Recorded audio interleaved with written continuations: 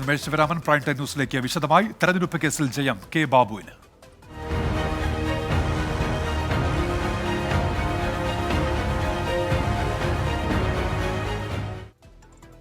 2021 തൃപ്പൂണിത്തുറ നിയമസഭാ മണ്ഡലം തെരഞ്ഞെടുപ്പിൽ കോൺഗ്രസ് നേതാവ് കെ ബാബുവിന്റെ വിജയം ഹൈക്കോടതി ശരിവെച്ചു. എതിർ സ്ഥാനാർത്ഥിയും CPIM സംസ്ഥാന സെക്രട്ടേറിയറ്റ് അംഗവുമായ എം സ്വരാജ് നൽകിയ ഹർജി തള്ളിക്കൊണ്ടാണ് വിധി. മതചിഹ്നം ഉപയോഗിച്ച് കെ ബാബു വോട്ട് തേടി എന്നാണ് എം സ്വരാജിന്റെ പരാതി. ആരോപണം അടിസ്ഥാനരഹിതമെന്ന് തെളിഞ്ഞെന്ന് കെ ബാബു പ്രതികരിച്ചു. ഹൈക്കോടതി സിംഗിൾ ബെഞ്ചാണ് 2021 നിയമസഭാ തെരഞ്ഞെടുപ്പുമായി ബന്ധപ്പെട്ട കേസിൽ വിധി പറഞ്ഞത്. തെരഞ്ഞെടുപ്പിൽ മതചിഹ്നം ഉപയോഗിച്ച് വോട്ട് തേടിയെന്ന ആരോപണം സാധൂകരിക്കുന്ന സാക്ഷിമൊഴികളില്ലെന്നും പ്രോസിക്യൂഷൻ സാക്ഷിമൊഴികൾ സംശയത്തിനതീതമായി തെളിയിക്കാൻ കഴിഞ്ഞിട്ടില്ലെന്നും ഹൈക്കോടതി നിരീക്ഷിച്ചു. പ്രോസിക്യൂഷൻ ഭാഗത്തു നിന്ന് സ്വരാജിനു വേണ്ടി ഹാജരാക്കിയ 2 മുതൽ 5 വരെയുള്ള സാക്ഷികൾ പറഞ്ഞതൊന്നും വിശ്വാസയോഗ്യമല്ലെന്നും ഹൈക്കോടതി നിരീക്ഷിച്ചു. അതേസമയം ആരോപണം അടിസ്ഥാനരഹിതമെന്ന് തെളിഞ്ഞെന്നും ഇനിയെങ്കിലും അനാവശ്യ നിയമവ്യവഹാരങ്ങൾ ഒഴിവാക്കണമെന്നും കെ ബാബു പ്രതികരിച്ചു. ഞങ്ങൾ ആശങ്കപ്പെടേണ്ട ഒരു കാര്യമില്ല, ഞങ്ങൾ തെറ്റ് ചെയ്തിട്ടില്ലല്ലോ. കോടതി ഇപ്പോൾ ഏതായാലും കേരളത്തിലെ പരമോന്നത കോടതി സത്യം കണ്ടെത്തി കഴിഞ്ഞല്ലോ. ഇനിയും സുപ്രീം കോടതി പോണ സമയത്ത് അപ്പം നോക്കാം. ഹൈക്കോടതി വിധി വിചിത്രമെന്നും സമൂഹത്തിന് തെറ്റായ സന്ദേശം നൽകുമെന്നുമായിരുന്നു എം സ്വരാജിന്റെ പ്രതികരണം. വിധിക്കെതിരെ മേൽക്കോടതിയെ സമീപിക്കുമെന്നും സ്വരാജ്. വിശ്വാസികളെ ചൂഷണം ചെയ്യാൻ, അവർ വിശ്വസിക്കുന്ന ദൈവങ്ങളുടെ ചിത്രം അച്ചടിച്ച് അവർക്കിടയിൽ പ്രചരണം നടത്തിയാൽ പോലും അതൊക്കെ ചെയ്യാവുന്നതാണ്, അതൊക്കെ സാധൂകരിക്കപ്പെടും എന്ന തോന്നൽ ഈ വിധി ഉണ്ടാക്കും. അതുകൊണ്ട് തന്നെ ഈ വിധി ചോദ്യം ചെയ്യപ്പെടേണ്ടതാണ് എന്നാണ് ഈ ഘട്ടത്തിൽ ഞാൻ വിചാരിക്കുന്നത്. 2021 നിയമസഭാ തെരഞ്ഞെടുപ്പിന് തൊട്ടുമുൻപ് വീടുകളിൽ വിതരണം ചെയ്ത വോട്ടേഴ്സ് സ്ലിപ്പുകൾക്കൊപ്പം ശബരിമല അയ്യപ്പന്റെ കൂടി ചിത്രം വിതരണം ചെയ്ത് പ്രചാരണം നടത്തിയെന്നാണ് ആരോപണം ഉയർന്നത്. എസ് ശ്രീകാന്ത്, 24, കൊച്ചി. മാസപ്പടി കേസിൽ CMRL MD ശശിധരൻ കർത്തയ്ക്ക് ED നോട്ടീസ്. തിങ്കളാഴ്ച ചോദ്യം ചെയ്യലിന് ഹാജരാകാൻ നിർദ്ദേശം. വിശദാംശങ്ങളുമായി എസ് ശ്രീകാന്ത് കൊച്ചിയിൽ നിന്നിപ്പോൾ ചേരുന്നുണ്ട്. ശ്രീകാന്ത്, വിവരങ്ങൾ എന്തൊക്കെയാണ്? ഏറ്റവും പ്രധാനപ്പെട്ട വാർത്തയാണ് മാസപ്പടി കേസുമായി ബന്ധപ്പെട്ട് ഇപ്പോൾ പുറത്തുവരുന്നത്. അതായത് CMRL MD ശശിധരൻ കർത്ത ചോദ്യം ചെയ്യലിന് ഹാജരാകണമെന്ന് ED ആവശ്യപ്പെട്ടിരിക്കുന്നു. തിങ്കളാഴ്ച രാവിലെ 10:30 കൊച്ചിയിലെ എൻഫോഴ്സ്മെന്റ് ഡയറക്ടറേറ്റ് ഓഫീസിൽ ഹാജരാകാനാണ് നിർദ്ദേശം നൽകിയിട്ടുള്ളത്. നേരത്തെ ഈ സംഭവവുമായി ബന്ധപ്പെട്ട് ED കേസ് രജിസ്റ്റർ ചെയ്യുകയും അതിൽ അന്വേഷണം ആരംഭിക്കുകയും ചെയ്തിരുന്നു. CMRLന്റെ ഫിനാൻസ് വിഭാഗം ഉദ്യോഗസ്ഥർക്ക് നോട്ടീസ് അയച്ചതുമാണ്. അതിന് തൊട്ടു പിന്നാലെയാണ് ഇപ്പോൾ ശശിധരൻ കർത്തയ്ക്ക് CMRL MDക്ക് ഈ നോട്ടീസ് വന്നിട്ടുള്ളത്. ആവശ്യമായ രേഖകളുമായി ഓഫീസിലേക്ക് എത്താനാണ് നിർദ്ദേശം വന്നിട്ടുള്ളതും. നേരത്തെ മുഖ്യമന്ത്രിയുടെ മകൾ ഉൾപ്പെടെ മറ്റ് നിരവധി രാഷ്ട്രീയ നേതാക്കൾക്കടക്കം പണം നൽകിയിട്ടുണ്ട് എന്ന് ED ഈ വിഷയത്തിൽ കണ്ടെത്തിയിരുന്നു. ഇൻകം ടാക്സ് ഇന്ററിം സെറ്റിൽമെന്റ് ബോർഡിന്റെ കണ്ടെത്തലും ഈ വിഷയത്തിൽ ഉണ്ടായിരുന്നു. അതിന് തൊട്ടു പിന്നാലെയാണ് നിലവിലിപ്പോൾ ശശിധരൻ കർത്തയെ, CMRL MD കൂടിയായ ശശിധരൻ കർത്തയെ വിളിച്ചു വരുത്തിയിരിക്കുന്നത്. 12-ലധികം പേർക്ക് ഇതേ തുടർന്ന് നോട്ടീസ് ഇനിയും നൽകാൻ ED തീരുമാനിച്ചിട്ടുണ്ട്. എസ് ശ്രീകാന്ത് കൊച്ചിയിൽ നിന്ന്. ഇനി ലോക്സഭാ തെരഞ്ഞെടുപ്പ് വാർത്തകൾ. ICL FinCorp 24 ഇലക്ഷൻ സമർപ്പിക്കുന്നത് ICL FinCorp, the intelligent choice. Powered by Asset, responsibly yours. Plaza Premium Gold, the universe's finest ice cream. in association with Durashine Roof and Wall Sheets. ഒരു Tata BlueScope steel ഉൽപ്പന്നം. ACCA CMA CA പഠിച്ച് ജയിക്കാനുള്ള ശരിയായ മാർഗം. എലാൻസ് 0% പണിക്കൂലി, 100% സന്തോഷം. അൽ മുക്തദിർ jewellery group, India, UAE.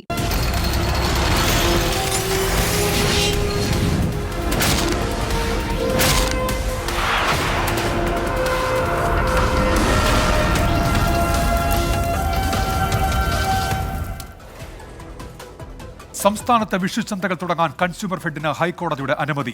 വോട്ടേഴ്സിനെ സ്വാധീനിക്കുമെന്ന് ചൂണ്ടിക്കാട്ടി തെരഞ്ഞെടുപ്പ് കമ്മീഷൻ ചന്തകൾ തുടങ്ങുന്നത് തടഞ്ഞിരുന്നു. ഇതിനെതിരെ കൺസ്യൂമർ ഫെഡ് നൽകിയ ഹർജിയിലാണ് ഉപാധികളോടെ ഹൈക്കോടതി അനുമതി നൽകിയത്. സംസ്ഥാനത്ത് ഉത്സവചന്തകൾ ആരംഭിക്കാനുള്ള സർക്കാർ നീക്കമാണ് വോട്ടർമാരെ സ്വാധീനിക്കുമെന്ന് ചൂണ്ടിക്കാട്ടി തെരഞ്ഞെടുപ്പ് കമ്മീഷൻ അനുമതി നിഷേധിച്ചത്. ഇതിനെതിരെ കൺസ്യൂമർ ഫെഡ് ഹൈക്കോടതിയെ സമീപിക്കുകയായിരുന്നു. വിഷുചന്തകൾ ആരംഭിക്കാൻ അനുമതി നൽകിയ കോടതി യാതൊരു തരത്തിലുള്ള പരസ്യങ്ങൾ നൽകരുതെന്നും പെരുമാറ്റച്ചട്ട ലംഘനം ഉണ്ടായാൽ തെരഞ്ഞെടുപ്പ് കമ്മീഷൻ ഇടപെടാമെന്നും ഉത്തരവിൽ വ്യക്തമാക്കി. സാധാരണക്കാരന് ആശ്വാസമായ വിധിയെന്ന് മന്ത്രി VN വാസവൻ പ്രതികരിച്ചു. ബഹുമാനപ്പെട്ട കേരള ഹൈക്കോടതിയുടെ വിധി സ്വാഗതം ചെയ്തു. തെരഞ്ഞെടുപ്പുമായി ബന്ധപ്പെട്ട ഒരു കാര്യവും ഈ ചന്തകളുടെ പ്രവർത്തനങ്ങളുമായി ബന്ധപ്പെട്ട് ഉന്നയിക്കാറില്ല, അതിലിടപെടാറില്ല, അതിൽ രാഷ്ട്രീയ പാർട്ടികളാരും ഉണ്ടാവാറില്ല. ജീവനക്കാരാണ് ഈ കാര്യങ്ങളെല്ലാം ചെയ്യുന്നത്. കോടതി ഉത്തരവിന് പിന്നാലെ ചന്തകൾ നാളെ മുതൽ തുടങ്ങാനാണ് കൺസ്യൂമർ ഫെഡിന്റെ തീരുമാനം. ഗോഡൌണുകളിൽ സാധനങ്ങൾ സ്റ്റോക്കുണ്ടെന്നും ജനങ്ങൾക്ക് ഉപകരിക്കുന്ന രീതിയിൽ ചന്ത മാറുമെന്നും consumer fed chairman A. Mehboob. Subsidy റേറ്റിൽ കൊടുക്കുന്ന 13 ഇനം സാധനങ്ങൾ ഇത് നാളെ ഉച്ചയോടുകൂടി തന്നെ വിതരണം ആരംഭിക്കും. പൊതുജന താൽപര്യവും ചന്ത തുടങ്ങാനുള്ള സാധനങ്ങൾ വാങ്ങിയെന്നുമുള്ള വാദം ഹൈക്കോടതി മുഖവിലക്കെടുത്തതാണ് സർക്കാരിന് ആശ്വാസമായ വിധിയിലേക്ക് എത്തിയത്. 24 കൊച്ചി. ലോക്സഭാ തെരഞ്ഞെടുപ്പ് പ്രചാരണം ചൂടുപിടിക്കുമ്പോൾ പുതിയ വിവാദത്തിന് തിരികൊളുത്തി BJP. സുൽത്താൻ ബത്തേരിയുടെ പേര് ഗണപതി വട്ടം എന്നാക്കണമെന്ന് വയനാട്ടിലെ NDA സ്ഥാനാർത്ഥി K. സുരേന്ദ്രൻ ആവശ്യപ്പെട്ടു. സുൽത്താൻ ബത്തേരി എന്ന പേര് അധിനിവേശത്തിന്റെ ഭാഗം എന്നാണ് സുരേന്ദ്രന്റെ വാദം. സംഘപരിവാർ അജണ്ട വയനാട്ടിൽ വിലപ്പോകില്ലെന്ന് LDFും UDFും വ്യക്തമാക്കി. ഗണപതി വട്ടത്തിൽ കറങ്ങുകയാണ് വയനാട്ടിലെ തെരഞ്ഞെടുപ്പ് പ്രചാരണം. വിവാദത്തിന് തിരികൊളുത്തിയത് NDA സ്ഥാനാർത്ഥി K. സുരേന്ദ്രൻ. ആ സ്ഥലത്തിന്റെ പേര് ഗണപതി വട്ടം എന്നായിരുന്നു, അതേ ഞാൻ പറഞ്ഞുള്ളൂ. എന്തിനാണ് UDFും LDFും ടിപ്പു സുൽത്താന്റെ പിന്നാലെ പോകുന്നത്? ടിപ്പു സുൽത്താൻ മലയാളികൾക്ക് കേരളീയർക്ക് വേണ്ടപ്പെട്ട ആളാണോ? ടിപ്പു സുൽത്താൻ വരുന്നതിന് മുമ്പ് അവിടെ സ്ഥലം ഉണ്ടായിരുന്നില്ലേ? ടിപ്പു സുൽത്താൻ വരുന്നതിന് വേണ്ടി അവിടെ ആ ക്ഷേത്രം ഉണ്ടായിരുന്നില്ലേ? വിഭാഗീയതയുടെ വിത്ത് വയനാട്ടിൽ മുളക്കില്ലെന്ന് T. സിദ്ദിഖ് MLA മറുപടി. വിഭാഗീയതയുടെ അപകടത്തിന്റെ വിത്ത് ഈ മണ്ണിൽ ഒരു ചെറിയ അംശം പോലും ഉണ്ടാക്കാൻ സുരേന്ദ്രനല്ല, അദ്ദേഹത്തിന്റെ വലിയ മുതലാളി മോഡി പോലും ശ്രമിച്ചാൽ ഈ മണ്ണിൽ നടക്കില്ല. K. സുരേന്ദ്രൻ ജയിക്കില്ലെന്നും പേരുമാറ്റ സാധ്യത ഇല്ലെന്നും മുസ്ലിം ലീഗ് നേതാവ് PK കുഞ്ഞാലിക്കുട്ടി. പേരുമാറ്റ ചർച്ചകൾ ഫാസിസ്റ്റ് അജണ്ടയെന്ന് CPIM സംസ്ഥാന സെക്രട്ടറി MV ഗോവിന്ദൻ മാസ്റ്ററും CPI സംസ്ഥാന സെക്രട്ടറി ബിനോയ് വിശ്വവും പ്രതികരിച്ചു. സുരേന്ദ്രൻ്റെ ഒരു ആഗ്രഹം ഇങ്ങനെ ഇന്ത്യയിലെ പുരാണ സംവിധാനങ്ങളുടെ ഭാഗമായിട്ടുള്ള പേര് നൽകാനും ചരിത്രപരമായ പേരുകൾ ഒഴിവാക്കാനുമുള്ള ശ്രമമാണ് നടന്നുകൊണ്ടിരിക്കുന്നത്. അത് ഫാസിസത്തിൻ്റെ ഭാഗമായിട്ടുള്ളൊരു കാര്യമാണ്. ഫാസിസം വരുമ്പോഴേ ചിലപ്പോൾ വരും. പേര് മാറ്റുക, പള്ളി പൊളിക്കുക, ആളെ മാറ്റുക, ആളെ കൊല്ലുക ഒന്നും രാഷ്ട്രീയമല്ല, ഇതിനൊക്കെ പേര് ഫാസിസം എന്നാണ്. ഭിന്നിപ്പുണ്ടാക്കാനുള്ള ശ്രമത്തെ വയനാട്ടുകാർ ഒരുമിച്ച് എതിർത്ത് തോൽപ്പിക്കുമെന്ന് സുൽത്താൻ ബത്തേരി നഗരസഭാ ചെയർമാൻ TK രമേശും പറഞ്ഞു. 24 വയനാട്. പൊതുതെരഞ്ഞെടുപ്പിനുള്ള 3ാം ഘട്ട വിജ്ഞാപനമായി നാമനിർദ്ദേശ പത്രികാ സമർപ്പണം നാളെ തുടങ്ങും. പ്രചാരണത്തിനായി പ്രധാനമന്ത്രി നരേന്ദ്രമോദി നാളെ കർണാടകയിലെത്തും. അന്വേഷണ ഏജൻസികളാണ് BJPയുടെ തെരഞ്ഞെടുപ്പ് പ്രചാരകരെന്ന് പശ്ചിമബംഗാൾ മുഖ്യമന്ത്രി മമതാ ബാനർജി കുറ്റപ്പെടുത്തി. 12 സംസ്ഥാനങ്ങളിലെ 94 ലോക്സഭാ മണ്ഡലങ്ങളിലാണ് 3ാം ഘട്ടത്തിൽ തെരഞ്ഞെടുപ്പ്. ഇന്ന് അവധിയായതിനാൽ നാളെ മുതൽ നാമനിർദ്ദേശ പത്രിക നൽകാം. മെയ് 7-ന് വോട്ടെടുപ്പ്.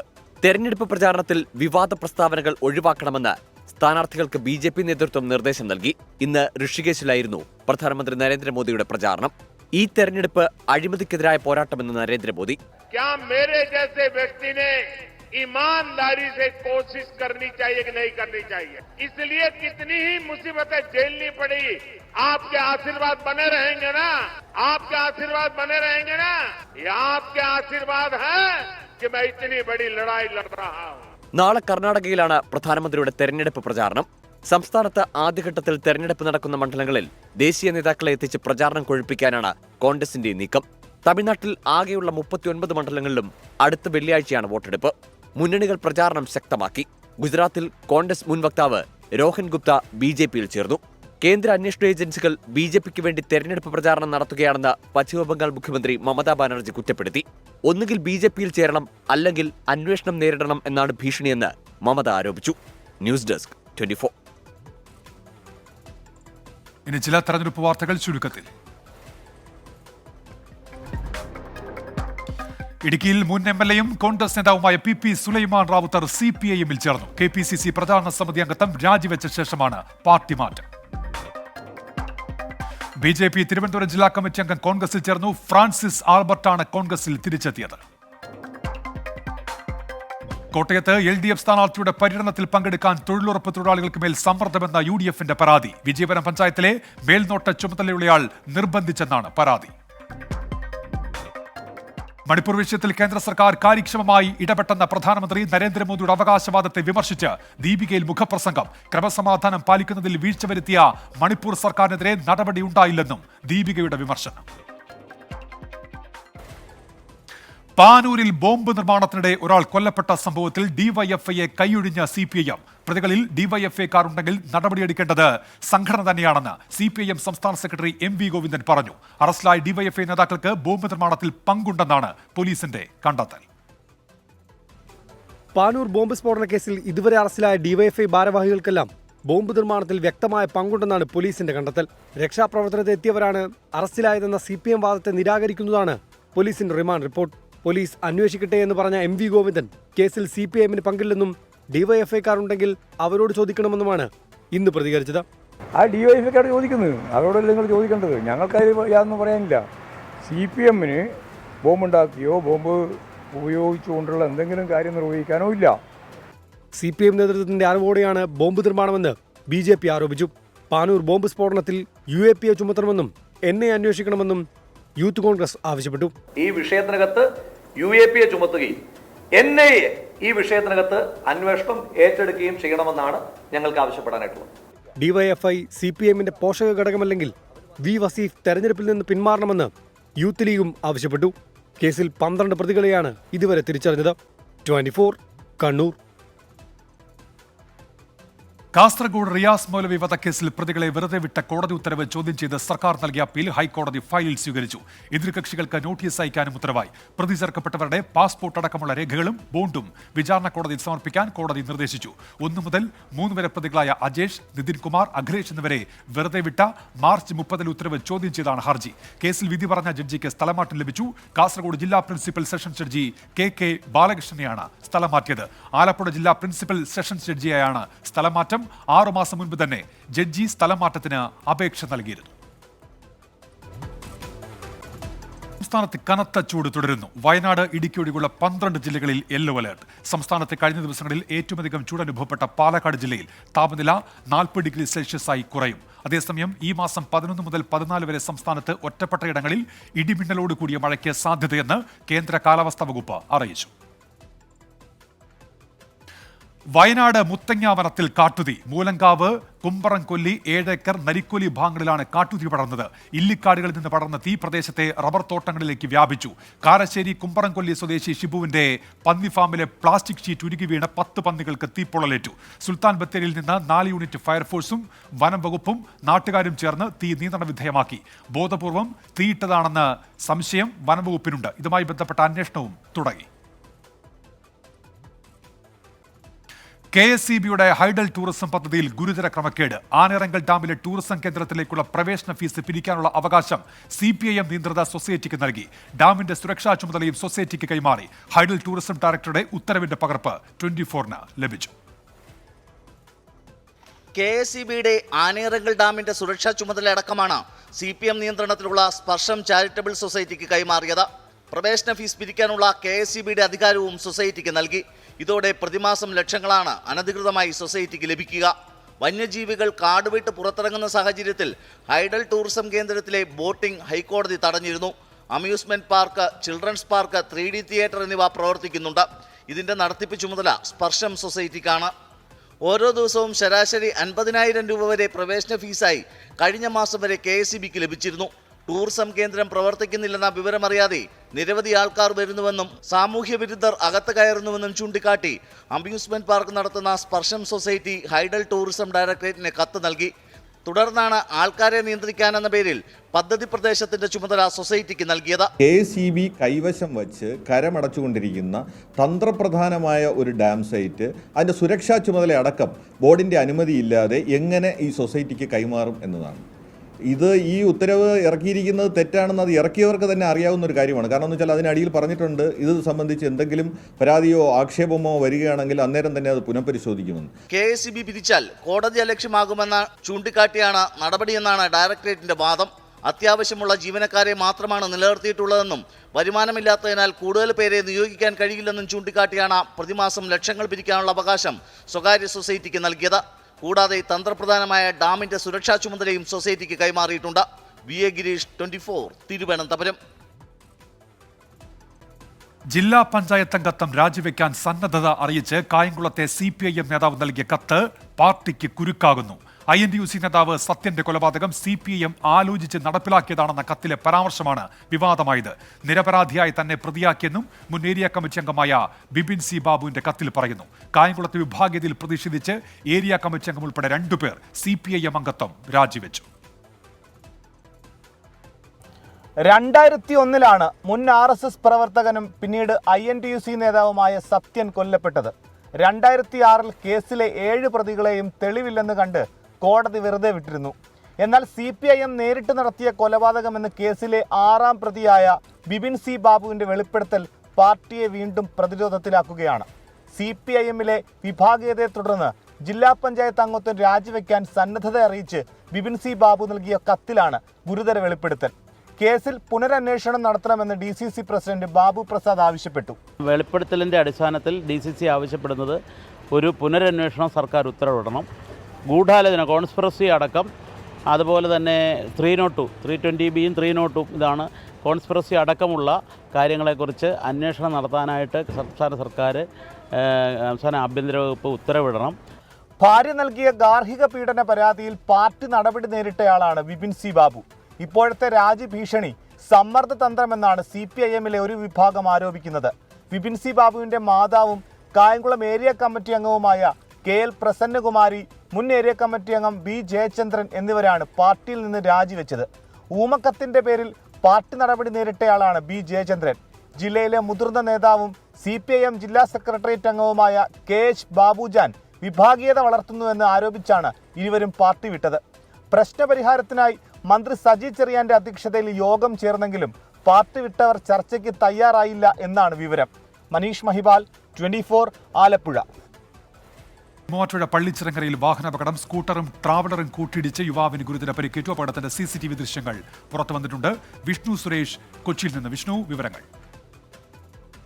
ഉന്മേഷ്, വൈകിട്ട് 4 മണിയോടുകൂടിയാണ് MC റോഡിൽ ഇത്തരത്തിൽ അപകടമുണ്ടായത്. മൂവാറ്റുപുഴ ഭാഗത്ത് നിന്ന് പെരുമ്പാവൂരിലേക്ക് പോവുകയായിരുന്ന ട്രാവലറും അതോടൊപ്പം തൃക്കളത്തൂരിൽ നിന്ന് മൂവാറ്റുപുഴയ്ക്ക് വരികയായിരുന്ന സ്കൂട്ടറും തമ്മിലാണ് കൂട്ടിയിടിച്ചത്. സ്കൂട്ടർ യാത്രികന് അപകടത്തിൽ വലിയ പരിക്കേറ്റിട്ടുണ്ട്. പഴക്കപ്പള്ളി സ്വദേശി ഹമീറിനാണ് ഗുരുതര പരിക്കേറ്റത്. ഇയാളെ ആശുപത്രിയിലേക്ക് മാറ്റി. ഈ ഇടിയുടെ ആഘാതത്തിൽ ട്രാവലർ പൂർണ്ണമായും മറിഞ്ഞ് വീഴുകയായിരുന്നു. ഈ ട്രാവലറിൽ ഉണ്ടായിരുന്ന 8 പേർക്കും പരിക്കേറ്റിട്ടുണ്ട്. ഇവരെയും ആശുപത്രിയിലേക്ക് മാറ്റി. ഈ പ്രദേശത്ത് ഈ മാസത്തിൽ 4ാം തവണയാണ് ഇത്തരത്തിൽ അപകടമുണ്ടായതെന്നാണ് നാട്ടുകാരുടെ ഭാഗത്ത് നിന്ന് ലഭിക്കുന്ന വിവരം. ഇത്തരത്തിൽ അപകടങ്ങൾ തുടർക്കഥയായിട്ടും കാര്യമായ നടപടികൾ എൻഫോഴ്സ്മെന്റ് മോട്ടോർ വാഹന വകുപ്പിന്റെ ഭാഗത്ത് ഉണ്ടാകുന്നില്ല എന്നാണ് ലഭിക്കുന്ന വിവരം. ഉന്മേഷ്. വിഷ്ണു സുരേഷ് കൊച്ചിയിൽ നിന്ന്. ഇപ്പോൾ ഒരു വാർത്തയിലേക്ക് കൂടി. ആലപ്പുഴ കളക്ടറേറ്റിൽ CPI നേതാക്കളുടെ പ്രതിഷേധം. മാവേലിക്കരയിൽ LDF സ്ഥാനാർത്ഥിയുടെ പേര് ബാലറ്റിൽ തെറ്റായി ചേർത്തു എന്നാരോപിച്ചാണ് പ്രതിഷേധം. മനീഷ് മഹിബാൽ വിവരങ്ങളുമായി. മനീഷ്, പറയൂ. ഉന്മേഷ, മാവേലിക്കര LDF സ്ഥാനാർത്ഥി അഡ്വക്കേറ്റ് CA അരുൺകുമാറിന്റെ പേര് ചേർത്തതിലെ പ്രശ്നമാണ് നിലവിൽ CPI നേതാക്കൾ കളക്ടറേറ്റിലെത്തി പ്രതിഷേധിക്കുന്ന സാഹചര്യത്തിലേക്ക് എത്തിയത്. അതായത് സ്ഥാനാർത്ഥിയുടെ പേര് അഡ്വക്കേറ്റ് CA അരുൺകുമാർ എന്ന് ചേർക്കണമെന്നാണ് എഴുതി കൊടുത്തത്. പക്ഷേ ബാലറ്റിൽ അഡ്വക്കേറ്റ് അരുൺകുമാർ CA എന്നാണ് പ്രിന്റ് ചെയ്തിരിക്കുന്നത്. പിശക് തിരുത്തണമെന്നാണ് ആവശ്യം. ഇത് ഗുരുതരമായ പിഴവാണെന്ന് നേതാക്കൾ ആരോപിക്കുന്നുണ്ട്. ഒപ്പം തന്നെ ഈ വരണാധികാരി ജില്ലാ കളക്ടറാണ്. ജില്ലാ കളക്ടർക്ക് ഇനി ചീഫ് ഇലക്ടർ ഓഫീസറെ വിളിച്ച് പറഞ്ഞ ശേഷം മാത്രമേ തിരുത്താൻ സാധിക്കുകയുള്ളെന്നാണ് പറയുന്നത്. പക്ഷെ അതുവരെയും ഈ ജില്ലാ കളക്ടറേറ്റ് ഓഫീസിൽ കുത്തിയിരിക്കുമെന്നാണ് CPI നേതാക്കൾ ഇപ്പോൾ അറിയിക്കുന്നത്. ഉന്മേഷ്. ശരി, മനീഷ് മഹിബാൽ ആലപ്പുഴയിൽ നിന്ന്. ചില വാർത്തകൾ ചുരുക്കത്തിൽ. സ്വർണ്ണവിലയിൽ ഇന്നും വർധന. പവന് വില 80 രൂപയും ഗ്രാമിന് 10 രൂപയും കൂടി. അതിരപ്പള്ളി മലക്കപ്പാറ റോഡിൽ ആംബുലൻസ് തടഞ്ഞ് കാട്ടാനകൾ. ആംബുലൻസ് ഡ്രൈവർ ശബ്ദമുണ്ടാക്കി ആനകളെ തുരത്തി. മൂന്നാറിലെ ജനവാസ മേഖലയിൽ നിലയുറപ്പിച്ച് പടയപ്പ, ഒപ്പം ചേർന്ന് 3 കാട്ടാനകളും. ഡൽഹി മദ്യനയ അഴിമതി കേസിൽ K കവിതയെ CBI അറസ്റ്റ് ചെയ്തു. മദ്യനയം അനുകൂലമാക്കാൻ ആം ആദ്മി പാർട്ടിക്ക് പണം നൽകിയവരിൽ കവിതയുമുണ്ടെന്നാണ് ആരോപണം. IPL-ൽ മുംബൈ ബംഗളൂരു സൂപ്പർ പോരാട്ടം. മത്സരം അല്പസമയത്തിനകം മുംബൈ വാങ്കഡെ സ്റ്റേഡിയത്തിൽ. സൗദിയിൽ വധശിക്ഷയ്ക്ക് വിധിക്കപ്പെട്ട് തടവിൽ കഴിയുന്ന കോഴിക്കോട് ഫറോക്ക് സ്വദേശി അബ്ദുറഹീമിനായി കൈകോർത്ത് നാട്. അബ്ദുറഹീമിനായി ഇതുവരെ സമാഹരിച്ചത് 19 കോടി രൂപ. സിനിമാ നിർമ്മാതാവ് ഗാന്ധിമതി ബാലന് വിട നൽകിയ സിനിമാ ലോകം. സംസ്കാരം തൈക്കാട് ശാന്തി കവാടത്തിൽ നടന്നു. പ്രൈം ടൈം ന്യൂസ് പൂർത്തിയാകുന്നു.